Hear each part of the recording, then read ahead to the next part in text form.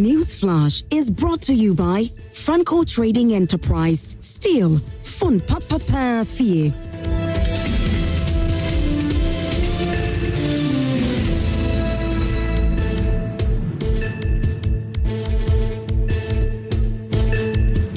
And welcome back. Thank you very much for staying with us live here on Joy Prime. It's still Prime Morning and News Flash segment.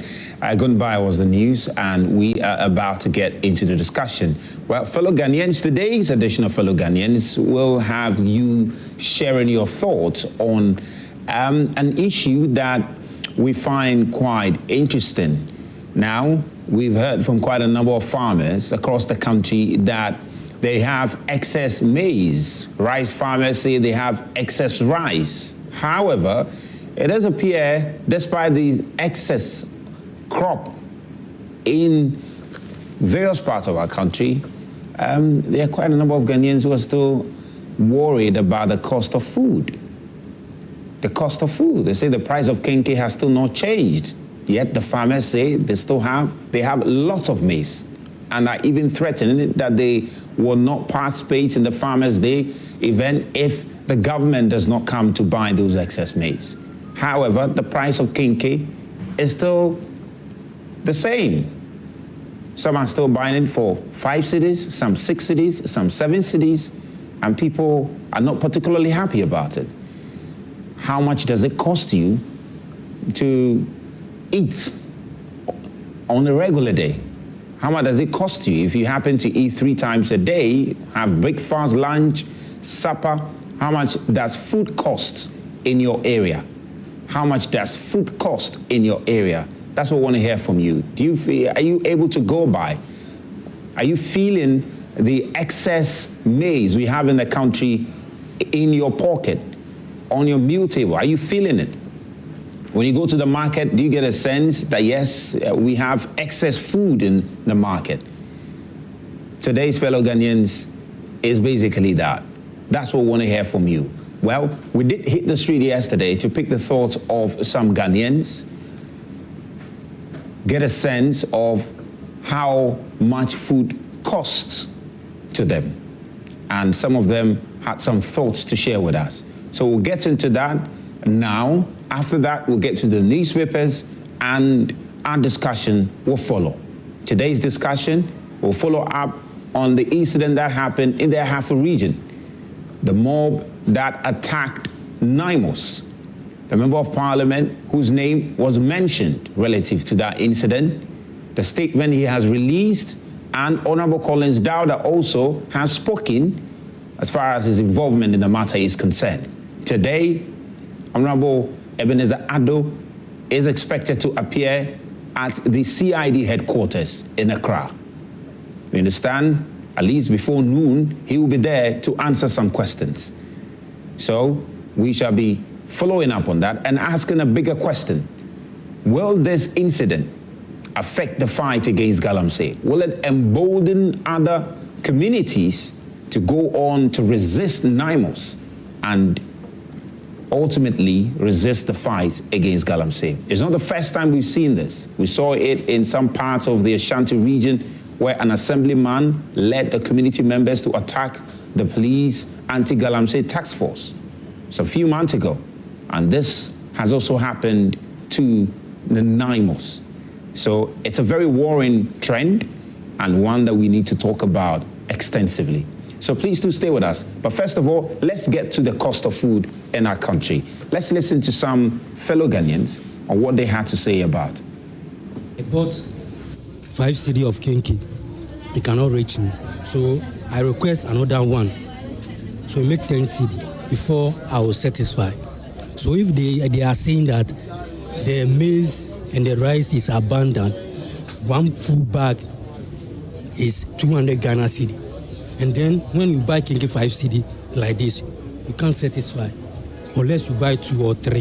The government should come in and talk about it.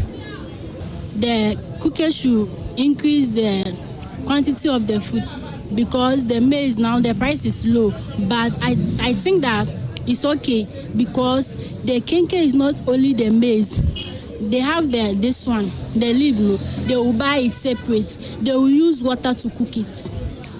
They will use firewood. Then they will use pepper. You can't buy only the kenke and send it home unless they add pepper for you. That one too is another. Kenke di mi dipa ni banku me pepper, but I really enjoy eating kenke and banku. In the villages, they are much cheaper, but here in Accra, the prices are too high.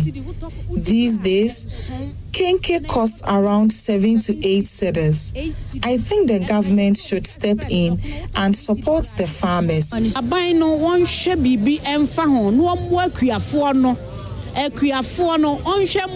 Has reduced, but they are saying it's 200 and other stuff. It's about 700 and above, depending on the corn that you want. You are having the yellow corn and the white corn, so that's it. So due to that, no, people want 7 cedis, but as because of the price reducing, we are going to sell it 5 cedis for each and everybody to get some to eat. Well, so those were the views of some Ghanaians, and we would love to hear from you. We'd love to hear from you, okay? What do you make of it? Because what we understand is that there's excess maize. The farmers are saying they have a lot of maize. They have a lot of maize. They've harvested a lot of maize. In essence, there's abundance of food. The Agric Minister has also indicated there's abundance of maize in the country. The rice farmers say there is abundance of rice. So if you want to look at it closely, it does appear that we have a lot of food in the country, especially relative to maize and rice. So the question we are asking is, are you feeling it? Are you feeling it in your kitchen? Are you feeling it when you go to buy food? Are you seeing a certain reduction in the price of food? For foods like kenke, for instance, we make it with maize. So if there's abundance of maize, then kenke should, even if it's 5 cedis, the size should increase.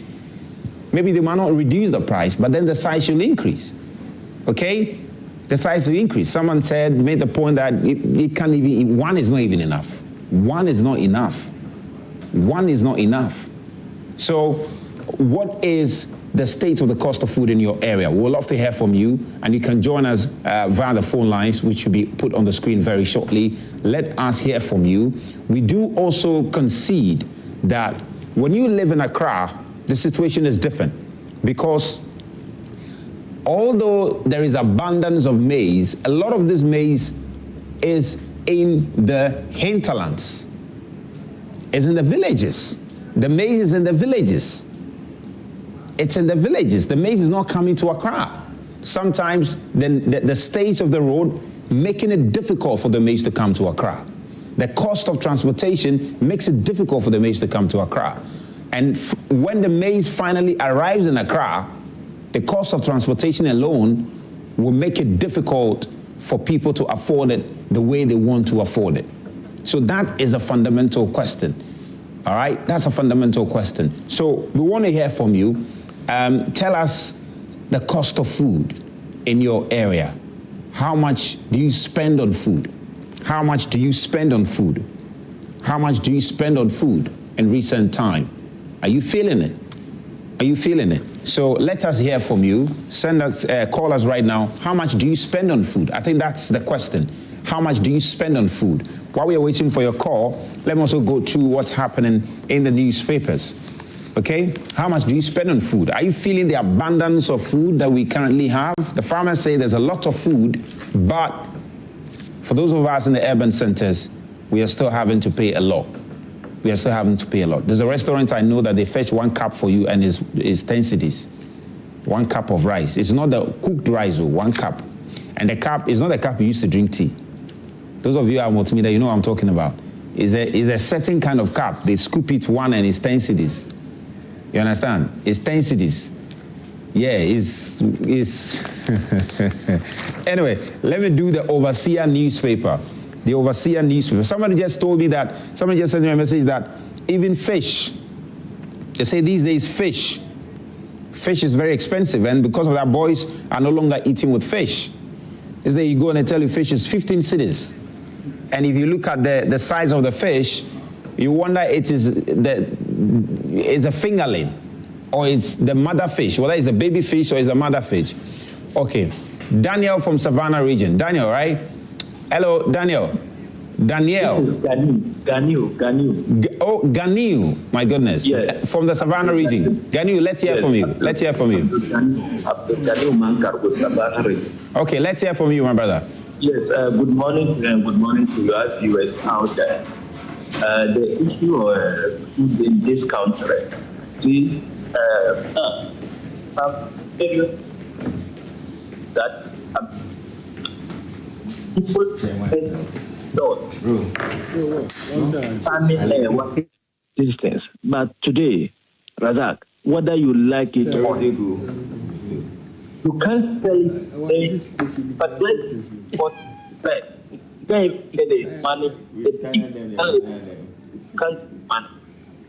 you can't get nobody chop.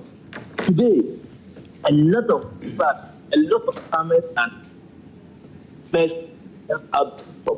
Oh, Ganiu, we are really struggling to hear you. It does appear your line is not too stable for us. Quite unfortunate. Oh. Yeah. Can you reposition yourself so we can hear you? You are making a point that in your area, in the Savannah region, you've harvested a lot of what? Maize? A lot of maize, a lot of soya beans, a lot of granite, a lot of beans. But today, nobody will come and buy. The money that you invested into those, you can't even get a half of those monies. So there is no farmer in this country today, as I speak. There is no farmer who is not suffering. There is no farmer who is not suffering. But when you go to the market to buy food from, a food vendor, the food that they are selling to you, it doesn't look like there is things not, there is things not increase, reducing. Look at it. So the government must do something. That is not how you promise the farmers.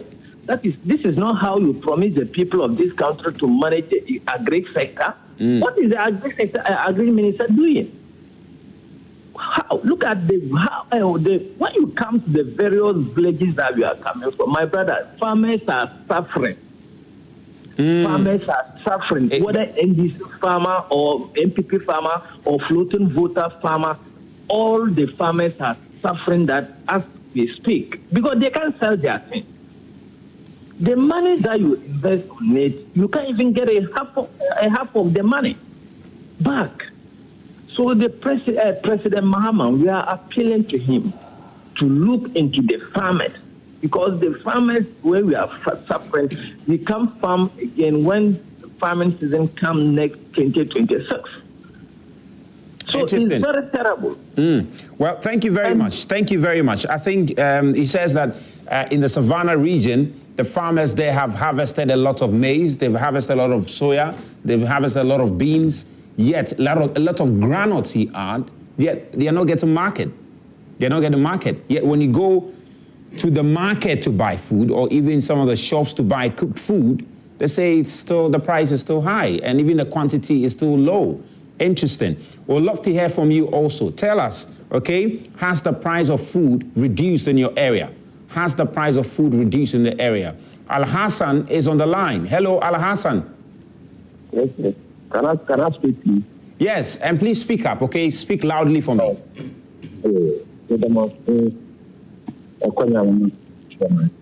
Al Hassan, Pacho Kasa Din Kakramam, why? And yes, and I.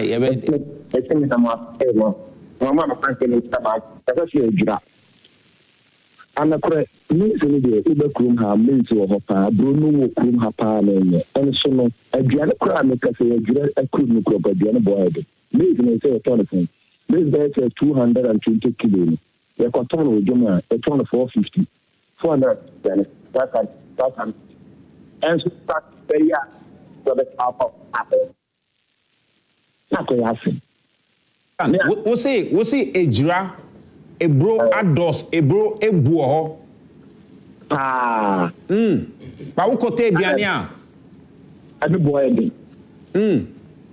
O kote aduane boy dey. So aha no so na e da na bru so. Bro bad. 2 kilo up. 200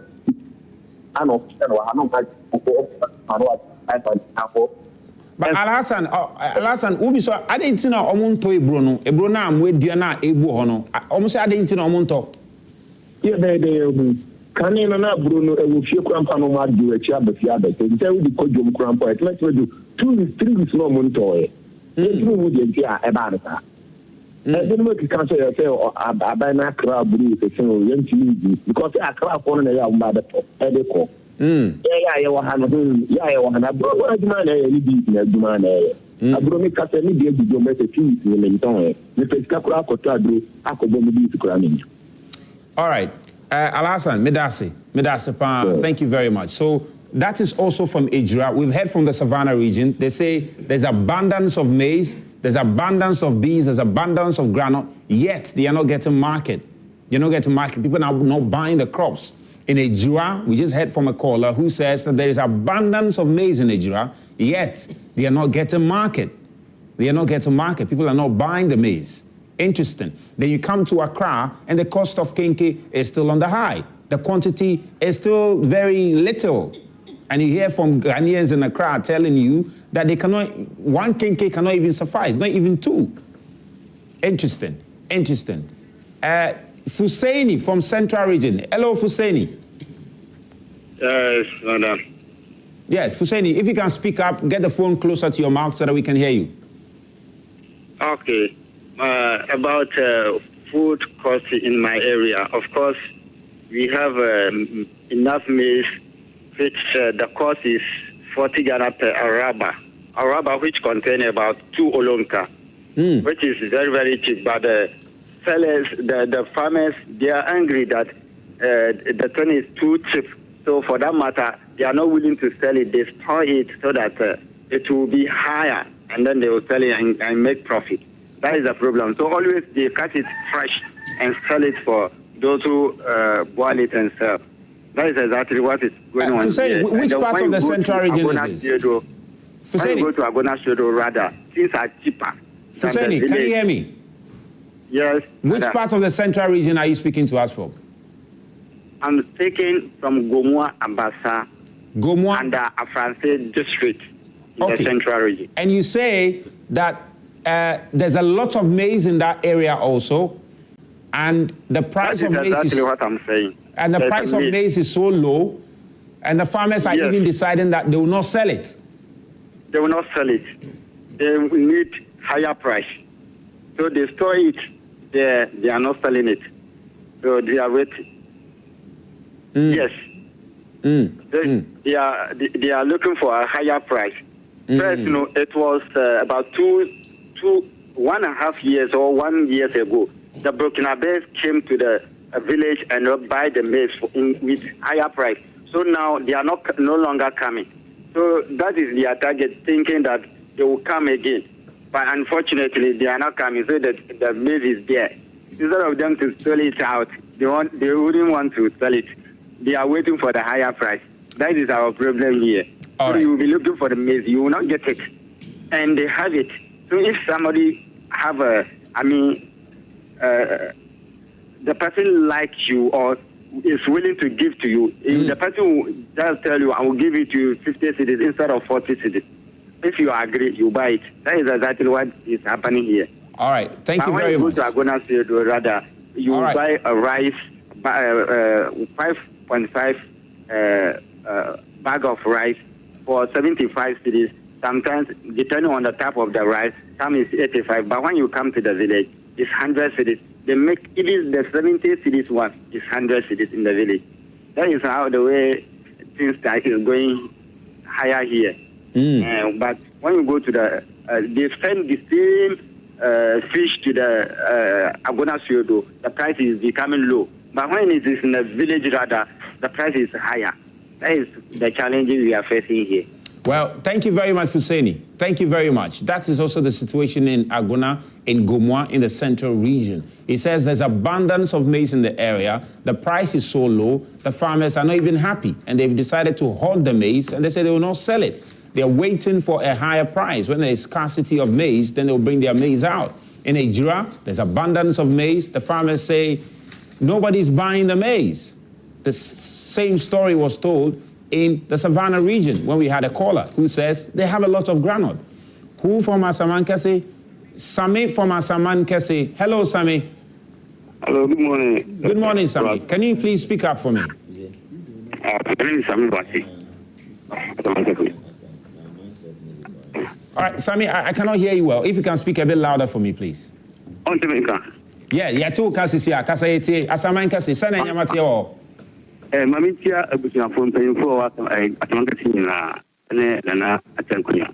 Bivia, sir, Elemana was a question, and crew, Oba Asamankese Harma.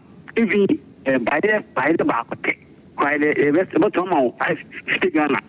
By the bathroom, the side of Biden's extra 50 Ghana. And so come again, Gofana, I'm the mom for a bro, the corner I can want them say, you say, Oba, a fantasy, not the top, Dokua. This will be tray, would be my tray, and say to me as soon. Now the woman say, to say a Bruno Abba. Baby, and she, I'm one of some cotono. I'm coming down for I'm telling more. As I say, this is a first nanka in Kumasinka. First, I'm telling me as 5 series. And then I'm to turn bear and Mako bear 10 5 series. It's also a told you, I don't know. A better Zakirabi. Ha! Instead of next year, and then I'm out for cafe. And why I am there. And yes, I let you. Oak grounds there and this are. No quiet and papa. The best government. Say Bruno, I will have one. Tola, for a one we use to do Binto. Now, and you for my phone. And I'm waiting. In fact, over Ganta. Uma guy, government is real. A bagans and wow, I did papa. Yo, thank you very much also. So he just joined us from Asamankese, and he makes the point also that, well, there's abundance of maize. However, when you get to the ground, when you go to buy food at the various chop bars and the restaurants, he says the cost of food is still high. The cost of food is still high. So there's a certain disparity between the abundance of food in our farms and the cost of food in our market and at the places where we go to eat. That disparity is something that needs to be fixed. We need to fix it because the farmers are complaining in Nigeria that there is so much maize, they are not getting buyers. Yet, when you go to the restaurant or you go to the chop bar to buy kenke, it still looks very small. Very small. Very small. Okay, well, while we are waiting for a few more calls, let me just go through the newspapers now so we can get into our discussions for today. The Overseer newspaper says, a Sutifi North MP denies inciting mob attack on Naimos task force. Interesting. Then you've got, we need concrete action against breast cancer, not just slogans. That's according to Nana Oye Letha. Then you have Ghana positioned as gateway to Africa for German investment. And Haruna Mohammed, BA urges patience over Hudium Galamsey incident. And Blue Water Guard in the Western region destroy equipment used for illegal mining on Mansi River. Then you go to the New Republic. The New Republic says Ghana Post sparks pack clash. Oforiata deputy orders some George to hide names. Interesting. Then guns, gold, and mayhem. MP linked to Galamsey rampage. Some George light up witty festival with digital dreams, and court crashes Edubuahin fantasy. J Mensa finds God as removal petition gathers dust. He says, we understand someone has joined us. Abbas might be our final caller on this very subject. Hello, Abbas. Yeah, hello, good morning. Good morning, Abbas. Yes, so I'm Abbas calling from Ablekuma. Ablekuma, that's my area. Abbas, talk to me. Yeah, so about cost of food. So actually, I've also noticed the price of raw food, like yam and the rest, are very cheap. Even the last time I was passing through Amasama and bought 2 tubers of yam for, I think, 50 cedis. But if you still go to the street, the fried yam and the rest, they are very expensive. If you even get 10 cedis, you can't even eat it and be satisfied. It's very bad what food vendors on the streets are doing. Yeah. I think there has to be some regulations. I don't know whether that will be possible for food price regulation on the street. That would be very helpful, yes. Well, Abbas, that's a very profound point you made. I mean, I saw a restaurant sell a very little slice of plantain, which goes with gobe, for 5 cedis. It was shocking for me. It was shocking. I was like, I mean, what kind of profiteering is this? It was really shocking. Sometimes we the citizens are the problem. Because when raw food was very expensive, we complained very much. And now that they are less expensive, we are still selling it at old prices. There have to be some regulations, I think. Well, Abbas, thank you very much. You are our last caller on this Fellow Ghanaian segment. Thank you, really appreciate it. Yes, it's true. I mean, you go to some of the fried yam sellers and you look at the slice of yam they'll sell to you for 2 cedis or 1 cedi? You wonder if they are serving a baby or it's unbelievable. Anyway, let me just wrap up with the newspaper so we can get into our discussion. Brian Achampon vows to adopt Volta region. MPP pledges new feature of hope, unity, and growth. Then towards renewed African liberation, the Insight newspaper, towards renewed Africa liberation. 80 years since 1945 Manchester Congress and the need for revolutionary Pan-Africanism. Then you have State Housing Company offers debtors juicy 15% discount on fees owed in new revenue. Then 2 immigration officers shot by unknown gunmen. Wow, really sad, very, very sad. Ghana suffering revenue leakages due to smuggling activities, and Gomwa chief appeals to IGP to rein in detractors over false claims. Abu is on the line, and please, Abu should be our final caller so that we can get into our issues. Hello, Abu. Thank you very much, my brother. Good morning. How are you? I am very well. Where are you joining us from? Well, from Zakandi, Western region. Great. Talk to me about, Yeah, thank you very much for this, your wonderful presentation about this food stock issue. You see, we have a big problem in this country here, especially Ghanaians. There's some attitudes going on in this country. You have to wake up and check it very well, especially the politicians. I'm appealing the political head. You see, only Ghana, you can see, you go to the market, you can see somebody who calling himself a market queen, plantain queen, this queen.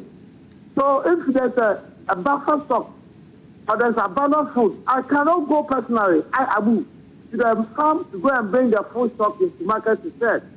When you bring it, somebody will be sitting at Sekenita Kwade, Accra, Cape Coast, said that she's a market queen. She's a king of so. So you bring it, she will take it cheaper side, and then you sell the price that you want. See, in the other countries, it's not like that. The market is open. If the farmer farms, anybody can go to the farm and bring the food stock. Even in the other countries I know. So the farmers will bring it themselves, sell it so cheaper. And here, it's not like that. Somebody will call himself a queen of plantain, queen of cassava, queen of his maize. You see, they are the one causing this problem in this country. So I'm appealing to your government to set up a special committee, set up like how we are doing the cocoa prices. Give a fixed to a certain price for like cocoa. So that they will give a certain price. If you go to farm A, that's how they sell a yam of a bag of rice or bag of maize. Across the country, as they do cocoa prices. I think that would be the easier way for everybody, to get cheaper food to buy. Because food is a life. All right. Food and water is a life. And if we make it like a precious something, some people will take it by themselves. They say they are the queen. You can go to the farm, they can go to the farm and basically sell the price that they want. And the one who is farming will not get nothing. Yeah. This is the Sekenita Kwade or Accra, Cape Coast, a building mansion. All right. Thank you very much. Out of a farmer. Yeah. So I'm appealing to the politicians, set up and do the very false verification of the price to go. At least that's how the cocoa price and that stuff. Thank you very much. All right, thank you very much. That will be it for our calls on today's special edition of Fellow Ghanaians. Thank you very much for joining the conversation. All right, let me just wrap up with the newspapers with the Ghanaian Times now. It said Germany pledges 65 million euros support to Ghana. And GJA considering legal action at ECOWAS Human Rights Court over Ahmed Swale's case. And government engages ESPA to clear outstanding arrears, according to local government minister. And you've got IGP direct CID to take over investigations into the Hidiem disturbances. All right? Interesting. On page 13. And we understand that the Member of Parliament, Honorable Ebenezer Addo, will appear at the CID headquarters today. Now, the Inspector General of Police, Mr. Christian Tete Yohunu, has directed the Criminal Investigation Department headquarters in Accra to take over investigations into the attack on the Director of Operations of Naimos and his team by thugs at Hidiem in the Ashanti region, in the Ahafo region. A statement issued by the Ghana Police Service in Accra said that the Member of Parliament for Isitufi North, Mr. Ebenezer Kweku Addo, who is alleged to have incited the mob and obstructed the Naimos team, has also been invited by the police to assist in ongoing investigations into the incident. So that is the latest. Honorable Addo will appear at the CID headquarters today. But yesterday, he released a statement clarifying his involvement into the matter. The statement is going to be on the screen very shortly. And while we are waiting to bring the statement on the screen, let me just introduce my guests who are in studio now. The Deputy General Secretary of United Party is in studio. Richard Sumah is in studio with me. He's been everywhere. He's now commanding the airwaves and so. Then Gbande Nabin Yusuf will also join us. Is yet to come, but also got Abdullahi Sakra Al-Hassan, is NDC communication team member. Good to have you, really good to have you. Hope all is well. All is well. Well, all is well? All is well. It's been some very, very hard recent days in your party, isn't it? Oh, everything is smooth. We don't have anything hard. Well, I mean, your member of parliament is involved in some... Yeah, that means we are fighting it. If we weren't fighting it, we will not feel it. It means something is going on. And that's the good news for us. But your rivals are capitalizing on it a lot. Ghanaians are watching. All we think about is Ghanaians. Ghanaians are watching.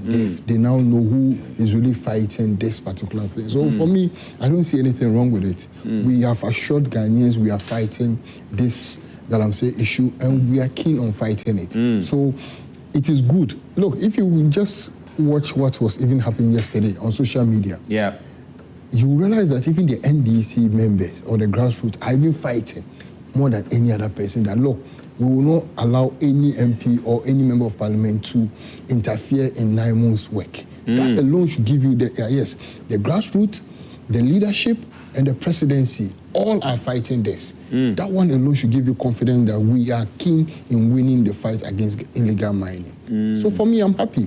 We are free to judge, but the only thing is that we shouldn't be hasty in our judgment. We should listen to both sides. We should make sure that we allow the laws to work. And as you said, the CID have taken over. They are working on it. And let's see how best it is. But the bottom line is we are fighting illegal mining. Interesting. United Party, I'm sure you've been following this closely, and it's interesting. What's your thought? Well, I guess the show has already started, so let me just say a very good morning to your entire production team, to my brother. I'm sure he's directly coming from the Jubilee House, so perhaps he has much more information to give us today.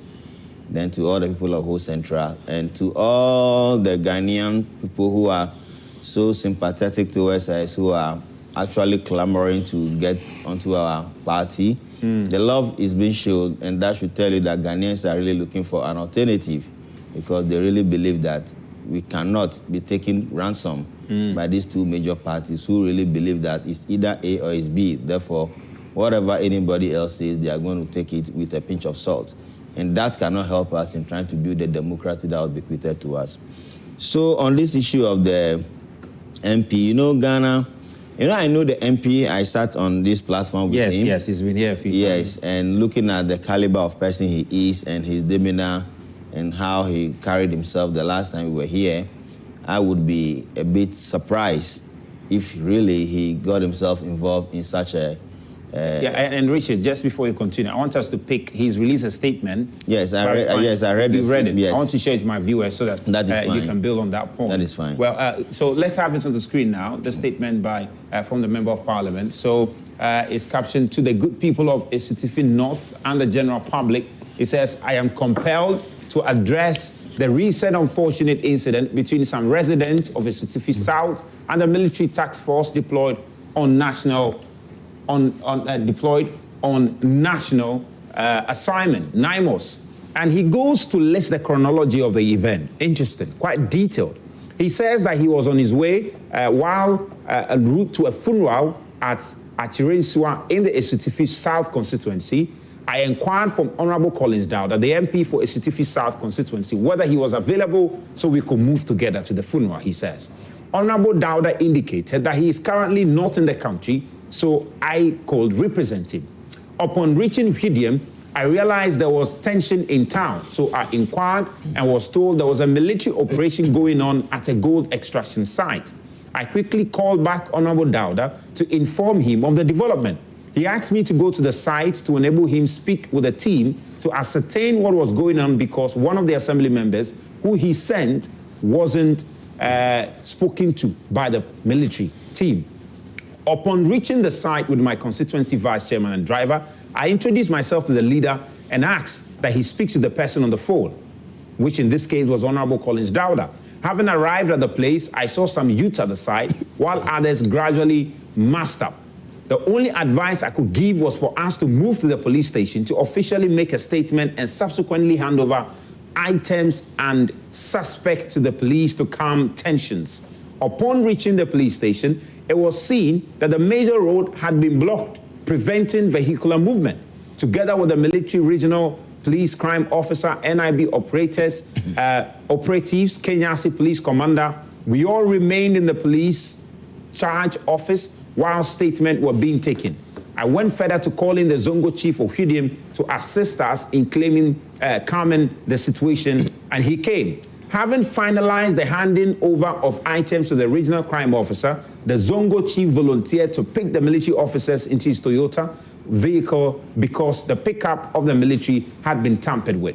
Now, he ends by saying that, we're going to work on this so that the statement can be expanded for me to see it very clearly. Great. It says that the Toyota vehicle of the Zongo chief had its glasses smashed at the back. By then, I had to attend other funerals in Trosu Jedu and Wamehinso. I had attended other funerals. Okay. He says, I wish to state that under no circumstance will I incite the youth against security officers and government agenda, planned agenda. If you can expand it on the right side. As a responsible lawmaker, I offered my support to ensure there's calmness in the area and will always work together with every security agency to maintain law and order. It is quite unfortunate that the police in their failed to acknowledge my contribution towards ensuring that calmness prevailed. I urge the public to disregard the false narratives aimed at tarnishing my reputation and undermining my efforts to serve my constituency. He says, as your member of parliament, I want to assure you that I remain committed to the welfare and safety of the Ghanaian citizens and other state institutions. What he is essentially saying is that he did not incite any mob to attack Naimos. He only went there to inquire from Naimos what was happening under the direction of Honorable Collins Dowda. And he said after he did that, he then escorted the team to the police station. And on their way, the road was blocked. So they had to find their way to the police station. And when he got to the police station and handed over the items, then he decided to also go ahead and attend his funeral, which he was already on his way to. He says that was how he was involved in the matter. So he says the allegation that he incited the mob is false. And the allegation that he went to stop Naimos from doing their work in the fight against Galamsey is false. Interesting, very interesting development. Now, a name was mentioned, which is Honorable Collins Dowda. He is in South Africa. He spoke to my senior colleague, Obi, on Asempa, and also clarified his involvement in this matter. So if that sound is ready, we'll hear from Honorable Collins Dowda very shortly. But while we are waiting for that sound, Richard, you can make your point. Great. We understand. We can listen to Honorable Collins Dowda now. African Parliament, meetings, and if you Ghana by a simple if na so many calls from the concerned soldier phobia about your operations. Na assemblyman, baby, I'm going to say I did no cost on. Na me yes, assemblyman on call na me Musa. Your lady team no na me briefing. Assemblyman no the leader of the team no wa na me ankasa. Okacha brand, Okacha assemblyman say wa na me ankasa. So just me confirm that course no so go so eba. Nti emuna certificate of MP from say obey year or meme concerns or agency. The mami who say nti me say ono was wrong. On kona me commander of the team no and kasa idi awon de okwa only refuse to talk to me. The man, the honorable Ebenezer Kwakwado Ba, Assembly. You need plan be for about. Now, time it tells me a briefing a free team, no, and a man, the cast one uncle. In fact, say, Assemblyman, Mamaka, the crown called man, Assembly. The quail or quail and pa with the MP. Commander na me kasai and no my briefing so I bet this will be a galamsey or na demolition and yamina man can be via phone no class sound drop for you in the process my friend back a few crown and Betty said if he baby are out on a kasai a call police station. A man war a whole more attack or man be attack or more police station or I said give me money. And you didn't instruct commander and say what's the woman on your own. So a Christian a woman now a Christian so a woman on course now use to person. No, she used to any. No one can make cancer. And a tax master my come. You see, baby, many commander no Casayan. And your honor attack this year. We heard you, man. And now, Obershudin police station, I buy a formal report. I had the suspects in Naimos over police. A honor attack this year. And if I'm smart, taxman. If I'm smart, it's one fact. Chief, say, we be quite but more canal.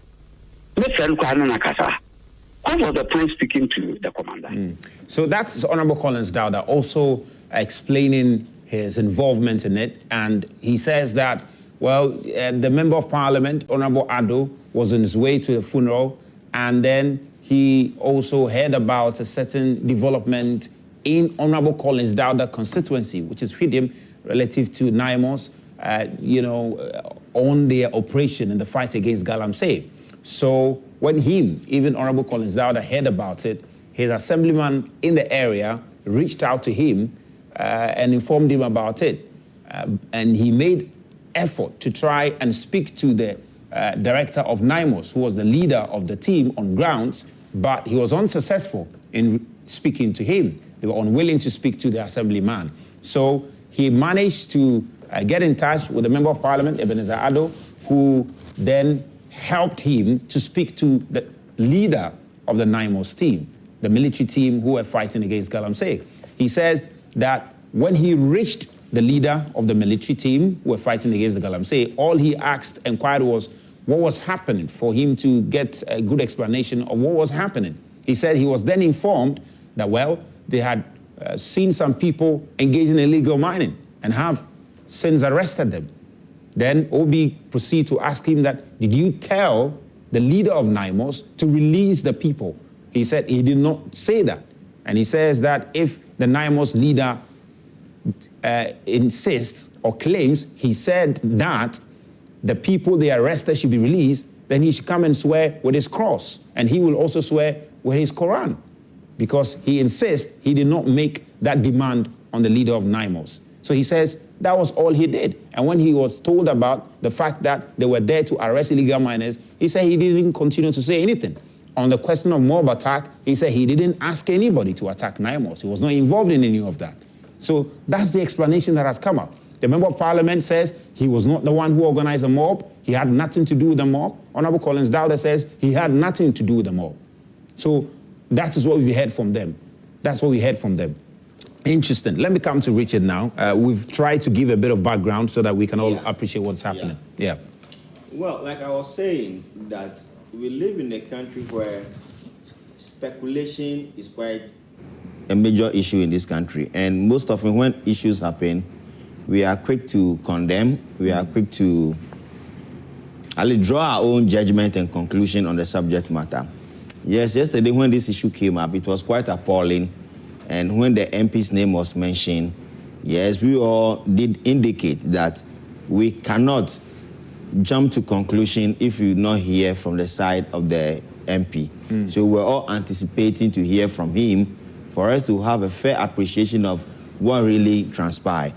Because, you know, when something happened, you see we have three sides to the story. Your side of the story, my side of the story, and then the truth itself. Therefore, when an incident occurs, it is difficult for you to draw a conclusion when you hear only one side of the story. And then again, the MP in question, this didn't happen in this jurisdiction. So it will be difficult for an MP of a Sutifi North to trigger a mob violence in a Sutifi South, because that is not his jurisdiction, that is not his territory. He's not an MP there. So obviously, he was working on behalf of someone. And then again, if you look at how violent triggers, you don't need anybody to go and lead it or instigate it. The moment the community people themselves hear that there is a military operation in their community, the agitation will rise by itself, naturally. Natural agitation, it will rise. So they only capitalize on it to try to escalate it further by attacking the military or the Naimos operatives on the ground. So respectfully, I would like to urge all Ghanaians to exercise a bit of restraint. We should exercise a bit of caution. We shouldn't try to jeopardize the political future of the MP by trying to level all this manner of allegations and heap it on him and let it stick on him. If we do so, we are not being fair to him. So at the end of the day, I will expect to hear the final investigative report that the CID is triggering, because once that is triggered, definitely they will come up with a conclusive information that will be able to clarify the issue to us, whether the MP was actively involved or not. But you see, the Galamsey issue is not like a blood issue, a blood that is flowing through the veins of individuals who are in these communities. And therefore, it's like me having a cup of tea, and that is the only thing I have. That is the only thing I drink every day. You are trying to pick this cup of tea from me. Obviously, you know, my instinct will trigger something, and I would like to fight back. It's becoming one too many. I mentioned, and the concern here is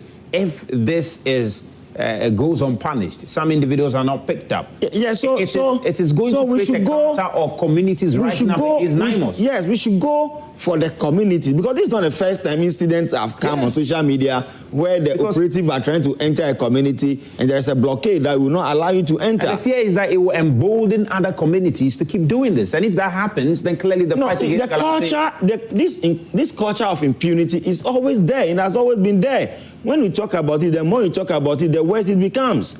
So sometimes coming to sit on TV and radio and talk about all these things, it looks like we are just pouring water on stone. You understand? The same thing we have been saying over and over again, and there is no significant improvement. And first of all, I tell you that it is the mindset of the people that will determine the caliber of quality of a country that we are trying to build. And if the mindset of the people, there is no patriotism, there is no commitment to issues of the state, there is no respect for law and order. Because look, we should be educated enough that when a man is not wearing a police uniform or a military uniform, perhaps you can consider him as any other ordinary civilian. Because the uniform he is wearing is a representative of the state. Are you getting my point? Yeah. So once you see a military officer and a police officer, you know that you are dealing with, why do we call them Abai? When you see a police officer, what do you call him? Abai. You call him Abai. When you see a military man, what do you call him? You call him Abai. So they are the state. So if you are attacking the representatives of the state, that means you are attacking the state. So you see, our punitive measure as far as the fight against Galamsey is concerned has not been clearly spelled out. Apart from the fact that we arrest you, we put you in cell, they've given you bail, you come to court 1 or 2 few days, and then the issue fizzles out. Those ones who are not fortunate enough, we arrest you, we put you in cell, we say we prepare you for court, the court jails you for about a period of 2-3 years, and then it ends there. Are you getting my point? So with this kind of punishment regime, how do you expect to win the war against Galamsey? I mean, let me bring in, you in now, because that's the concern. For me, my major concern, and I think Richard,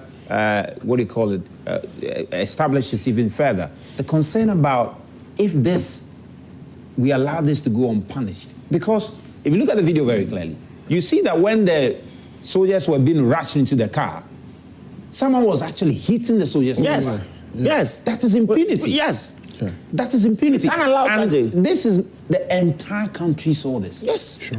Communities where Galamsey is happening, they've seen this. Sure.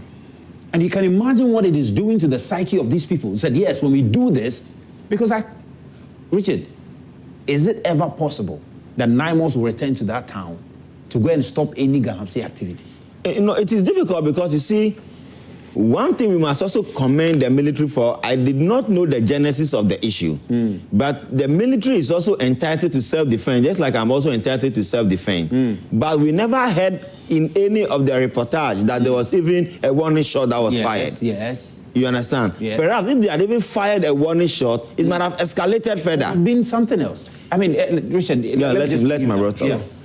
You see, first of all, I will congratulate Naimos. Look, it's an institution that we set up to make sure that it fights this illegal mining, and they are doing the right thing. And so far, so good.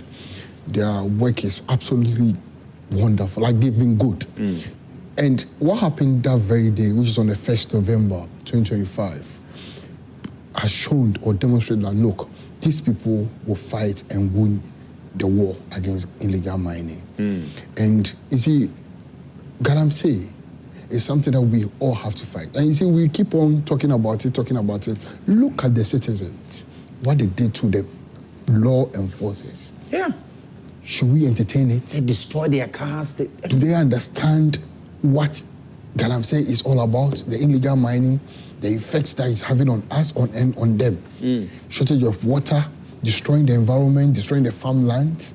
I think we should do a lot of engagement, seriously, because if this can happen, people who are there to fight or make sure that they safeguard your environment, you turn back and you fight them, then there's something wrong. You know, somebody said that if this can happen to Naimos, sure, how much more the Blue Water Guards? Exactly. No, but don't forget the Blue Water Guards are not enforcers. They are spies.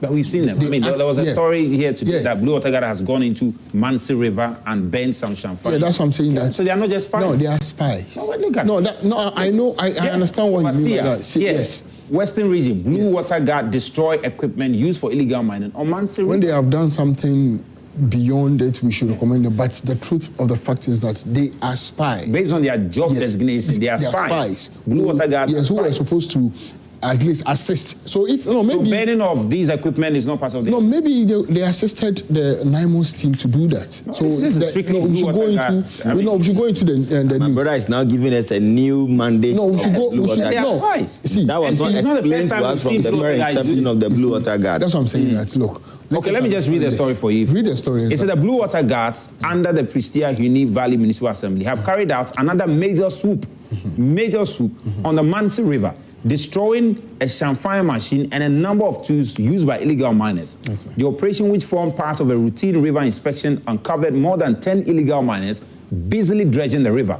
Upon spotting the gas, the miners then hostile attempted to attack the team, but were quickly overpowered and they fled into the nearby bush, abandoning the equipment. Although no arrests were made, Alana Champon, the team leader of the Blue Water Guard, described the operation as successful, noting that it neutralized critical equipment used in illegal mining. Brother, that says it all. Yeah. Don't. And then they have done well. So they are not just spies. No, you see, when they were outdoor, what we got to know is that they will serve as spies. And they will go through training. So maybe they've given them enough training to do that particular operation. So the concern here is that if Naimos is suffering this, how much more Blue Water? Exactly. And you see, there's one thing that happened, and I think I will plead on the police CID to invite Erasmus on this particular issue. You mean Erastus? Yeah, Erastus. Why should he be invited? Because I just read on his page, and if you permit me, let me read something. He said, I'm coming, just a minute. Okay, so there's it. He said, and I quote,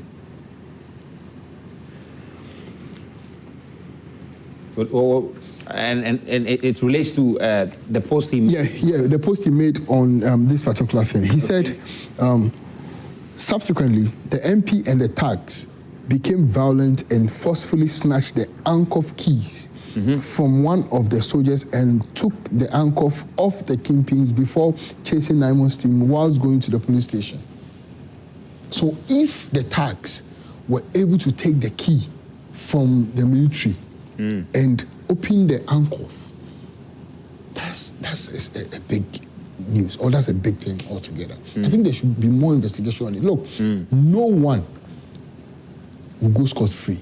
Whoever, no matter who you are, we are fighting illegal mining. And no matter who you are, if you are found fighting the law, because Naimos here is the law. They are law enforcers. If you are fighting them and the investigation come out that you are fighting them, we will use you as scapegoat.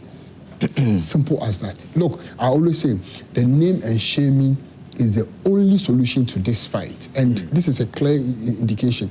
If what Erasmus talked about or narrated on his page is something to go about and it is the truth, then the CID must invite him to give us more narration on it, because I don't understand how an MP and a thug will take the key, open the handcuffs, and still take them to the police station. It doesn't make sense. I mean, if you listen to the narration, he says that the MP indicated to Naimos that, look, although the people have been arrested, but having handcuffs on them will look unpleasant, according to the narrations by Erastus. And look, and as far as Erastus' credibility is concerned, we are never fighting. We are not arguing about his credibility, the credibility that he has there. We appreciate his work, not just today, since the time immemorial. If you are talking about Galamsey and you want to know how it is being fight or how the story so far, the only person that you go to his page and you learn more about is Erasmus, which I understand very well. But my issue is that the narration that comes out and the narration of the MP, it is two different things altogether. But I come to even understand a lot, but I'm not here to bring that one out because one, the MP talks about calming the people down. If you watch all these statements, the MP invited the Zongo chief to come and calm the situation. He personally called, and according to the Zongo chief, he invited the Zongo chief, called him to come and calm the situation. And Erasmus write-up as well indicate that, yes, the Zongo chief was able to bring everything down. He was able to calm the situation down. That should tell you that maybe the MP who was there was calming issue. And as a leader, I don't think we've not forgot about Major Mahama. May he so rest in peace. The same incident happened. But my only issue is the citizens or the thugs.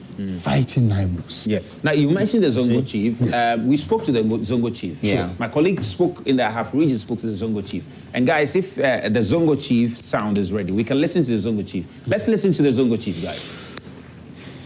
The Sumah, I present the Sumah, so we make so we say, we say uniform, say immigration, air fire, air police, you find the massa attack. You which are one, why? When you be here, he's out in the police station, or some the bomb. Nemo Sia, no, ye no Mosana, he can be, oh, what you have an hour. Jerusalem, so you pay our Ghana. So you form by a so many nas or women French, or more more in I boy, and ranting Miss Boy, or more no for beer and French. For some media passport, the mom was there, or by and we are professional work my, or we you might demand who say I'm back, or more training. Yes, the air can use me yet, so yes, and there will be a Western air copiers, a winner. Now commit my peer. I defend on what be unto me on way. I'm beer is over the bomb by now, and I buy some small money. It's not commit my bomb by up. The moment I say, we see. Also, the need my so, yes, we are by honor, and then need my Ebenezer, not then okay, Musuti, James, who down my same bomb my So that's the Zongo chief ostensibly asking the security operatives who were attacked that they should forgive the people and also urging the people to respect the security agency and the operatives is just calling for a truce to a very large extent, calling for a truce. But I don't think it should end there. Some people need to face the law. Some people need to face the law. We ought to crack the whip so that this does not become the norm. Because if this becomes the norm, then the work of Naimos is now in question, all right? Now, Naimos has not officially released a statement on this very matter. Okay, we haven't heard authoritatively from Naimos, especially their interaction with the MP. We need to hear, and I'm sure the CID's investigation will get into all of that. We need to hear. We need to get to the bottom of all of this. We need to get to the bottom of all of this. We need to get to the issue about Naimos itself. I don't know. Naimos is just like the Blue Water Guard. They are just another establishment within the purview of the Ministry of Land and Natural Resources. Yeah. And they are not people there who have been trained to use arms or they don't have any kind of sophisticated training. So they are virtually working in tandem with the security operatives. So, and if you look at the number of youth who have assembled, who gathered at the police station, obviously, even if you send 100 military men there, they can be overpowered if they want to go into physical combat without arms being displayed. Yeah. They can be overpowered. Yeah. And if they are overpowered, then that means that we are creating a more dangerous environment for any of us to do what? To live in. And I want to ask our brothers in the NDC, they've told us that they are fighting Galamsey. I have been asking, what is the timeline? Because we need to put a timeline on everything we do. So far, the fight against Galamsey is ad hoc. The same way that Nana Akufo-Addo-led NPP attempted to fight Galamsey, you realize that even when they started, the fire was even much more than what we are saying today. But in the end, it failed abysmally because we don't have a sustainability plan. We don't have timeline given to ourselves. We will be in this country, 2028 will come, and we'll still be talking about Galamsey. How can you give timeline to an age-old problem? That is why I'm saying that at least you give us a timeline and put some indicators on it that at this level we anticipate that we should be able to achieve A, B, C, D by 2 years. I'm not saying that you should give us a timeline as to how we are going to completely eradicate it. But you give us a timeline upon which we can use to do what? To be measuring the performance of the government as we move along. Are you getting the point? Yeah. But as we speak today, there is no timeline. Because now, again, the impunity and the political influence is the reason why we cannot win the war against Galamsey. Yep. The fundamental problem about the Galamsey is political party financing. Because as a country, don't let us shy away from the fact that we have monetized politics to the extent that everybody is looking for the low-hanging fruit. And the low-hanging fruit there, obviously, is the gold that God has deposited in there. Everybody feels like, well, we are not benefiting from the national cake. Therefore, we are also entitled to anything that is deposited in our territory. That is the reason why, for instance, all these enclaves that we are talking about, we can spend 189 million Ghana cedi in excess of a budget kill. Do you know how many state plantations, 189 million Ghana cedi? Do you know the number of acres of plantation you can establish in some of these mining communities? And let me tell you, when the people have not been given any option, you have not given them option. You have not gotten a state plantation. You don't have factories. You don't have anything. Even the public service that employs chunk of the people, you cannot even absorb them. And now, when some of them are struggling to even do basic businesses, there is no venture capital system. There is no system that supports any business that anybody is doing anywhere in this country. It is only those few who are politically connected where the MP will go and share some 2,000 to them. What happened to Maslock? It's still there. Maslock is working. What is the bet? So far, what has been the significant contribution of Maslock? They are supporting people all over. They are supporting people. They cannot support. That's why I'm saying that there should be because this economy we are running is virtually an informal-driven economy. Are you getting my point? How much budgetary allocation is given to Maslock? And even with the Maslock, I was expecting that Maslock shouldn't be the one even handling these businesses. We have investment companies. We have small banks, like the kind of banking that Ndum was doing, taking banking to the doorstep. So the money has to be given to the financial institutions. That will create the opportunity for them to be taken through entrepreneurship training program. They should be given mentorship program. They should be given grooming, how to take records, how to do basic things so that you are trying to formalize them. But if you give the money to Maslock, and Maslock is distributing the money to political apparatchiks and political fundamentalists, how do you expect Maslock to make a significant impact? But the absence of these is no justification for engaging in illegality. I am telling you that, I'm saying to you, the illegal mining, the punishment is not as severe as somebody who has gone to steal a plantain. Do you know that? You get to be 15 years in prison. 15 years in prison. So far, how many people have you been able to imprison? No, mention to me, we have been talking about illegal mining since when? How many people go to Ghana Prison Service? Let them give you the data to tell you that maybe the people we have in our prison, thousands of them are there because of Galamsey. Tell me. When some people went to attack a judge in the court in this country, a pregnant woman, what did they get? A slap on the wrist. So it is because of the lack of fear, lack of any kind of, there's nothing that scares them. There's nothing that scares anybody anymore in this country. They are not scared of anything. Because no matter what we do, we will talk about it today. This issue we are talking about today. Look, Razak, I am betting my last penny that probably by next month, this issue would have been dead and buried. You think nothing will come out of the investigation? How many committees have we not set up in this country? No, there's no committee. No committee has been set up. I'm saying the other issues of the past. There's precedent.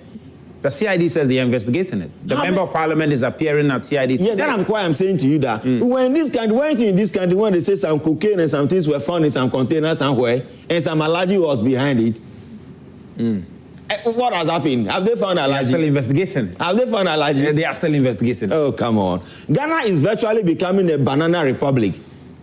But that's a bit... Yes, well, lawlessness is now... a bit harsh, isn't it? Lawlessness is now becoming the order of the day. We are becoming like Haiti. But if you are lawless, then you don't have a member of parliament being called by the CID for a matter to be investigated. They are investigating the matter. That's what I'm saying, that yes, the security agencies are making the conscious effort to investigate. Yeah. But I'm telling you that, how do we punish the people who have been found culprits?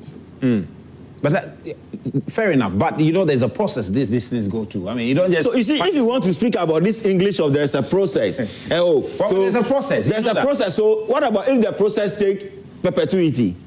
But for instance, if you find yourself in that situation, you can't say just because the report has come out that you're engaged in it, boom. No. I'm saying that there will be investigation. Yes. But you see, we must have what we call a scale of preference.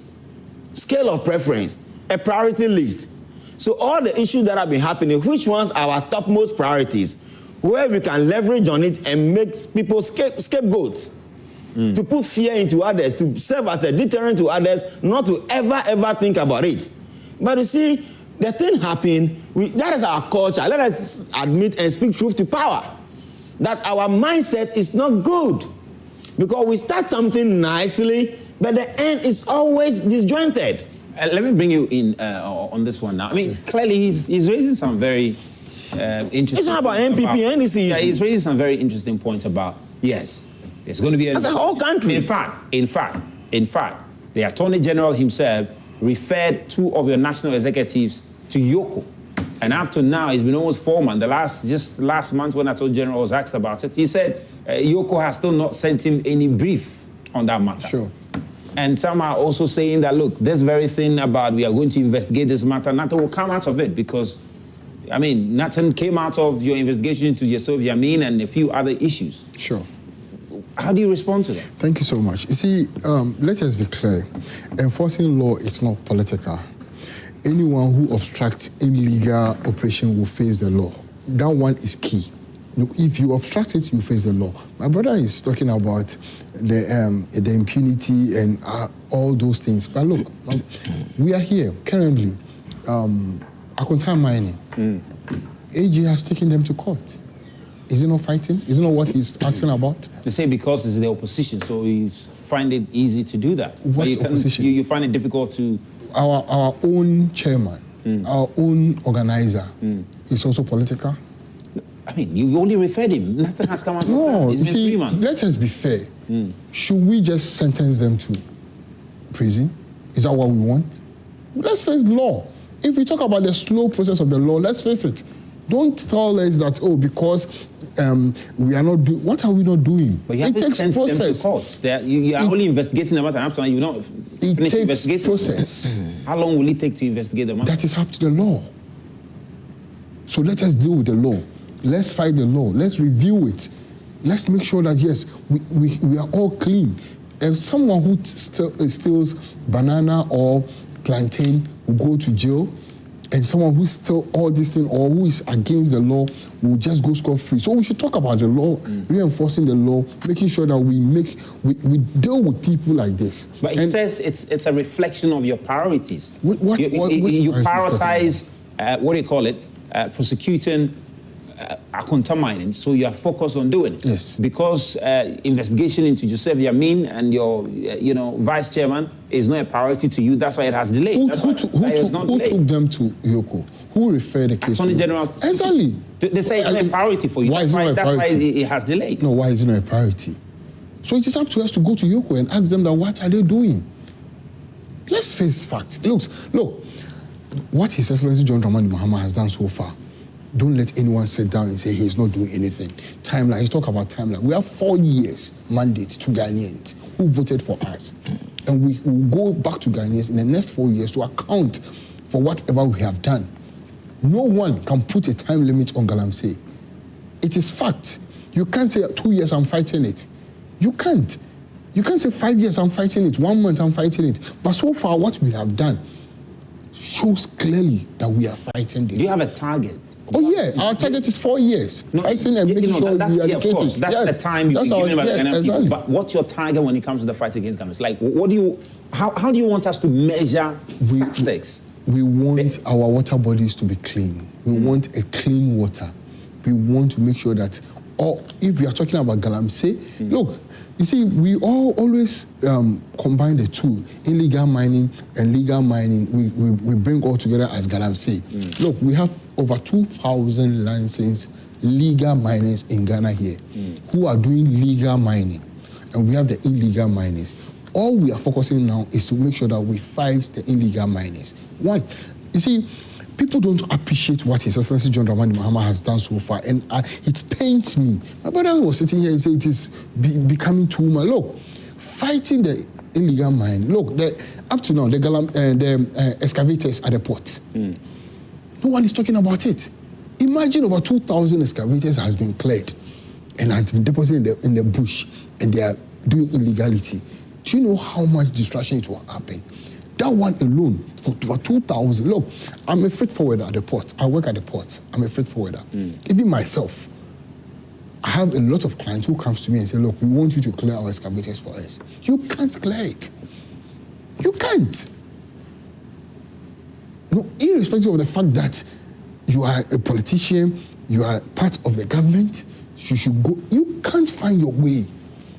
No one is ready to compromise. So what's the point? Government has stopped the clearing of any excavators? Yes, unless you have a reason.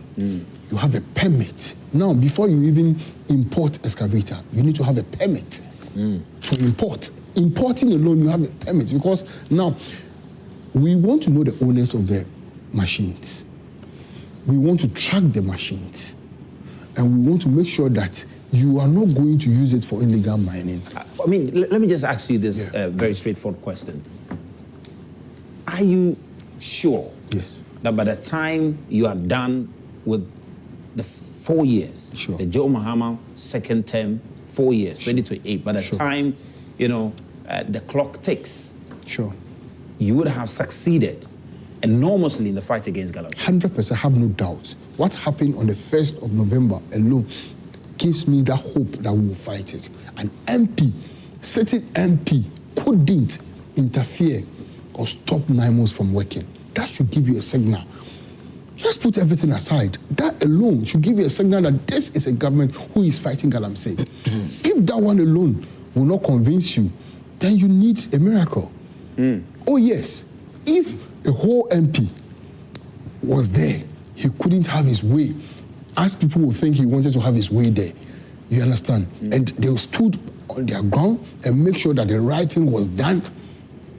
And you still doubt this administration that will fail in galamsey fight, then you need a miracle. I'm curious, and Richard, we know, and in the visuals that roll on your screen, related to what happened at Fidem, we saw people arrested, and I'm curious, what happened to those who were arrested?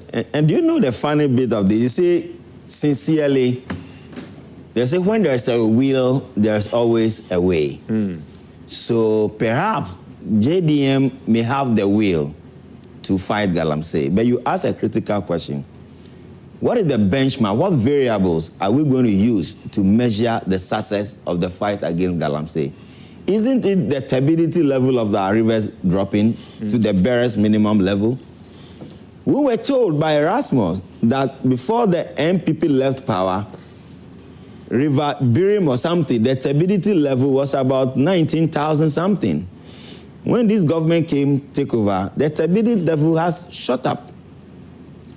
But then we don't expect the turbidity level to drop like a fairy tale story, like a magic.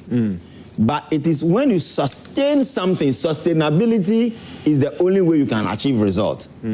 So if you read the Naimos story, you realize that they were on their way somewhere. What were they going to do? They were trying to look at how to set up a sustainability camp. Isn't that the case? Yeah. Because you see, you can go and clear this group of people. It is even happening in Brazil, the Amazon forest.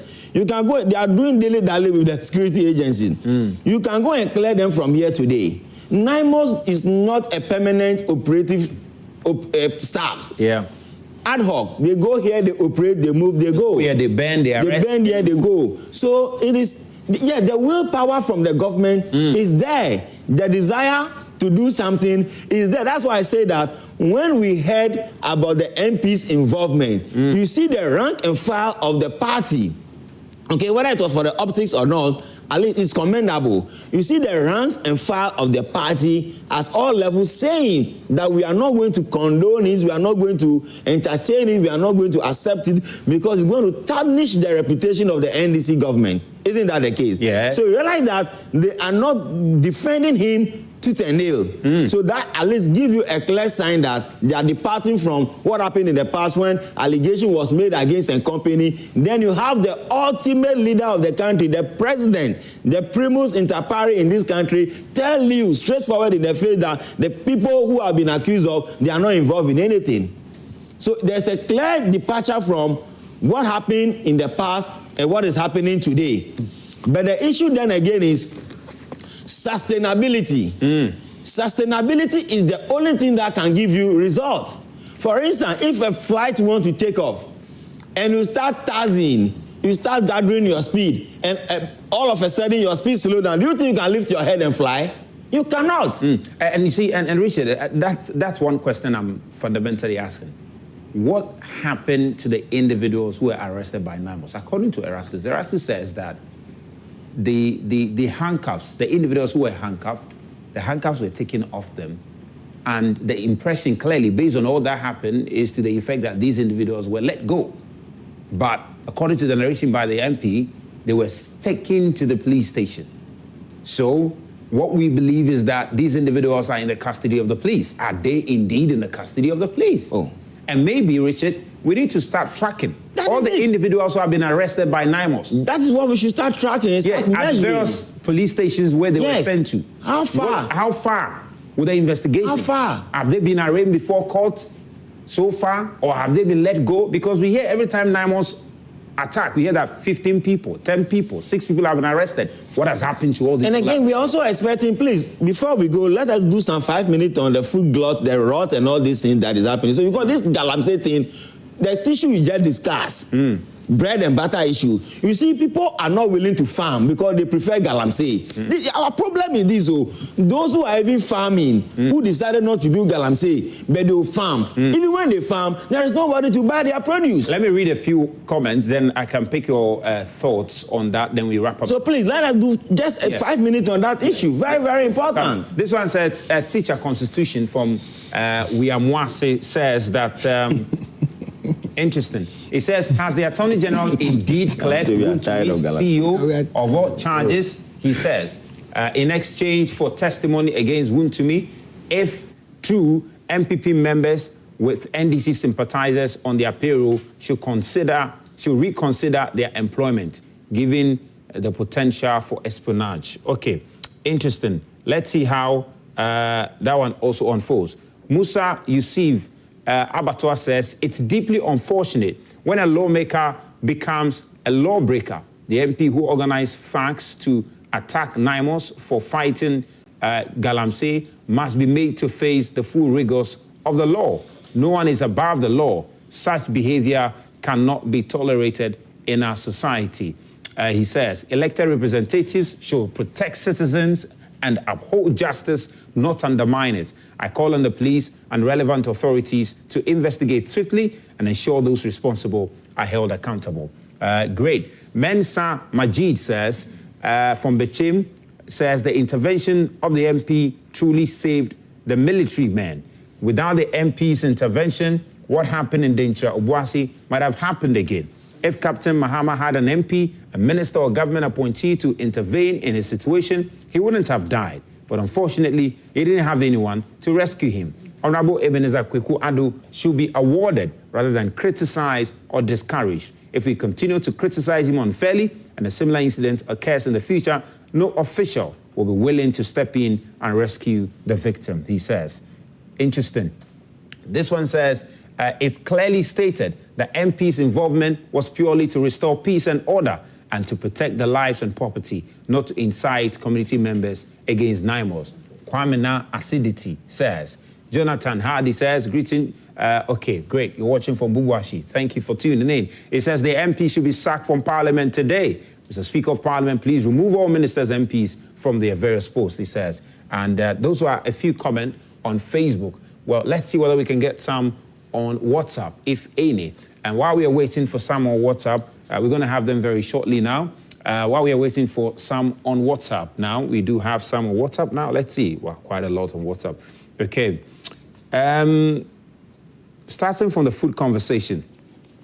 It says, our neighbors in Togo here use only 2 cedis equivalent to afford porridge and akala. Not sure what that is. Okay, Kose. But our Ghanaian trader is a criminal. Because no legislative instrument checks her. Chief Guzagbe, this is if you want to drink cocoa, like 10 cedis. 10 cedis. Like 10 cedis. Yeah, like 10 cedis. It's not only about food vendors. Even drivers prefer taking passengers in transit and make lots of money instead of taking them to their destination straight. That's true. There's a whole problem in our system. I see. All right? Yeah, now, someone says, this is Abdul Ganiu from Savannah. Okay, I think Ganiu, you're the one who called us, right? And so why is the MP still walking around freely without being questioned? Come and pick him. Okay, he's going to be questioned today. He says, this is precisely why a state of emergency is needed. Would they have done this if they fear the security forces? He goes on to make a point. Okay, great. Let me take this one too from Tamale. Says, good morning, Razak. If President Mahama is looking for kingpins to arrest for the Galamsey activities and is serious about it, he should arrest Mr. Collins Dowda and the Sutifi North MP. If the citizens can attack the military and get away with it, then the insecurity in Ghana is alarming. Interesting. Akonsi Gariba from Tamale says, good morning. He said, stop the exploitation of natural rubber. Okay, you're doing your own campaign there, okay? And he said, talking about food prices in Ghana, as at 2017, food prices started from 5 Ghana in Asamankase, Tapuasi, and Brekusu. Axim, least fish was 5 Ghana. Ghanaian traders price their commodities with their own rates. Government should introduce price control like what is done in other African countries. Interesting. Musa, okay, I think I read this on Facebook, so let me go on. Good morning. It is rather unfortunate listening to the rep of UP who is trying to defend the NDC MP, who tried to truncate the president's vision to fight Galamsey. These guys, he says, okay, Maxwell from Talency says. Now, Meshach Asantiat Amasaman says, it is time we tell our traders the truth to drastically reduce their prices of goods and services because the government has done their possible best to ease pressures on Ghanaians. All indicators show that this current NDC government has done really well as compared to the previous MPP government, considering the exchange rate, inflation, and other indicators. It's also a fact that some of the things, including phone prices, have come down. Really? Yeah. But it should be across board because there can never be justification for traders why Ghanaians should continue buying their things expensive. I think in Ghana cities, because of the nature of the dollar, okay, of course, if you buy your phones in dollars and you're buying them now in cities, you could see that I say abafum kakra. Anyway, dear Joy Pram, one of the questions that remain unanswered to me is this: why should a politician insert himself into an active security operation? The security officials have their own protocols and ways of escalation. Does that involve the local MP? We need more answers. The swearing on the cross is not sufficient test in Ghana, he says. Okay. Al-Hassan from Zenu Central says, good morning to everyone. It's quite unfortunate what the Naimos team went through in the hands of the community and what Erastus Asari Donko and Naimos team reports about the MP incitement of the people who are not his constituents. Okay. I sincerely don't see who the MP could have mobilized, how the MP could have mobilized the people from someone else's constituency in that manner. I condemn the action and the MP yesterday when the news broke, but I haven't listened to the MP side this morning. Haven't listened to the MP side this morning. I think there is more investigation into the matter than just condemning him. Okay. All right, we need to go now. OPK with a very long message to Dr. Baumia. I see that. And I suggest the MP should be invited and he should vacate his seat, he says. Well, the MP has been invited. Musa Abatwa, I think I've read your message also on Facebook. Please, government have not been fair to citizens. If those involved are not punished, it will demoralize the Naimos team. And he said he hopes that I'll follow up personally. Okay. This one, okay, I read this one also from, wow. Quite a lot of messages, isn't it? Okay, anyway, I call on the CDS to storm the said town. I have fulfilled him. This must be used as an example, else other towns will start to stand up to Naimos, especially if these tags are left free. Interesting. Good morning. Please ask the MP, whose funeral did he go to? As for politicians, they can say anything at any time. I'm an NDC supporter, but seriously disappointed. If election will be held today, I will not vote for the party because of this MP, Pastor Emmanuel. Please ask the NDC man that for whom to me, the law is the law. But for members of NDC, that the whole country is seeing the video, still they are still saying if it is true. Ask him why the AG is withdrawing the charges against the MD of Wotumi's mining company. Okay. Anyway. Because he's ready to testify. Yeah, well, you see, he's ready to testify. Okay. Yeah, Richard, just start on the food one. Just a quick one. You see, just a quick one. Respectfully, every Ghanaian is entitled to his or her opinion. Yeah. The reason why we are not developing as a country is that we are becoming political fundamentalists and we are clouded in our judgments. So when something is being said and you want to be fair-minded, objective-minded, and you speak to the issue, they brand you as you are a supporter of the government. But you see, we cannot run a country where anything has to be condemned or everything has to be condemned. But you see, there's a playbook. And the playbook is that if you are in NPP, you are an NPP supporter. No matter what NDC does, no matter what anybody does in the NDC, good, no matter how good it is, don't ever commend it. Anyway, we need to Don't ever praise it. And that assumption is the reason why we are not, let us be asking ourselves why we are not making progress. Interesting. Because we are not making progress because we are so clouded in our judgment. All right, we need to go. Yeah, you did a report this morning on the food. Yeah, the food. But what I want to National Food. We are not eat yet. National Food Buffer Stocks.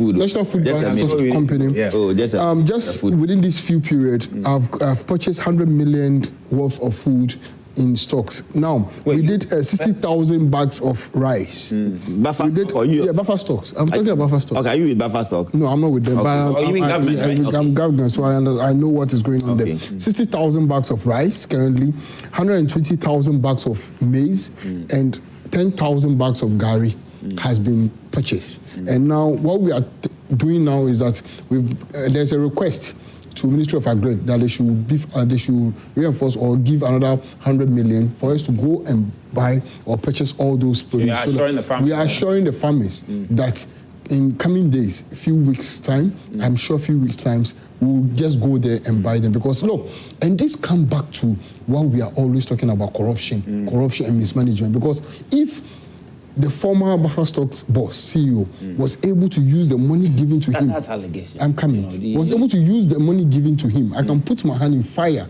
and say, we will deal with it. All right. So my last word, if we are able to have all this money being mismanaged, this is why the farmers are crying. All right.